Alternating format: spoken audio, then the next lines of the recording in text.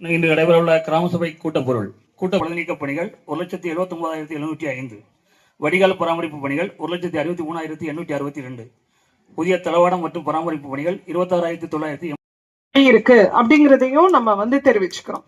அடுத்து ரொம்ப முக்கியமானது, இப்ப நம்ம முடிச்ச பொங்கல் பரிசு தொகுப்பு. பொங்கல் பரிசு தொகுப்பு பொறுத்த வரைக்கும் நம்மளுடைய இந்த சுவாமி தோப்பு ஊராட்சியில கிட்டத்தட்ட 750 கிட்ட ரேஷன் 750 குடியிருக்கீங்க அப்படின்னு சொல்லும் போது ரொம்ப சந்தோஷமா இருக்கு. அந்த பயனாளிகள் எல்லோருக்கும் நம்மளுடைய வாழ்த்துக்களை தெரிவிச்சுக்கலாம். ரெண்டாவது பாத்தீங்கன்னா, நமக்கு கலைஞர் மகளிர் உரிமை திட்டம். இன்னைக்கு அனைத்து பெண்களையும் சாதாரண ஒரு நிலையில இருக்கக்கூடிய பெண்களுக்கு மிகப்பெரிய ஒரு உதவியாக இருக்கக்கூடியது இந்த 1000 ரூபாய் வழங்கக்கூடிய அந்த கலைஞர் மகளிர் உரிமை தொகை. அது நம்மளுடைய கிராமத்துல சுவாமி தாப்புல மற்றும் சுமார் 912 பெண்கள், கிட்டத்தட்ட ஒரு 1000 பெண்கள் நீங்க மாதம் 1000 ரூபாய் மாண்புமிகு தமிழ்நாடு முதலமைச்சர் அவர்களால் வழங்கப்படுறது. அதை வாங்கிட்டு இருக்க உங்கள் அனைவருக்கும் எங்களுடைய வாழ்த்துக்களையும் நன்றிகளையும் தெரிவிச்சுக்கிறோம். இந்த கிராம சபையை நடத்துறதுக்கு சுவாமி தோப்பு ஊராட்சியை தேர்ந்தெடுத்து இருக்கிறோம்.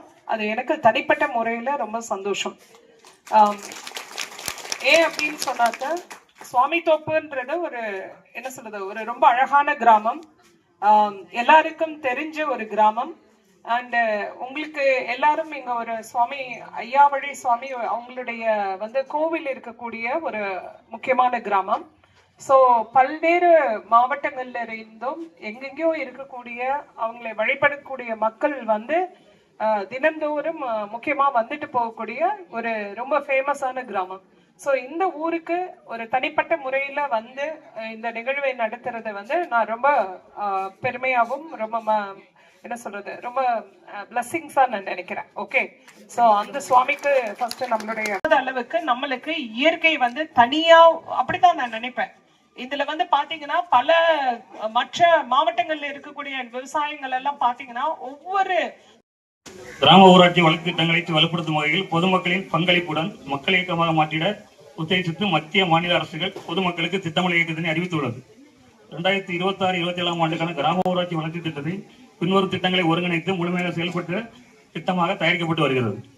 கிராம வறுமை குறைப்பு திட்டம், கிராம வளர்ச்சிக்கான நிறைவான குடிநீர் திட்டம், அனைத்து கிராம அண்ணா மறுமலர்ச்சி திட்ட ஒருங்கிணைப்பு திட்டம், கலைஞரின் அனைத்து கிராம ஒருங்கிணைந்த வேளாண் வளர்ச்சி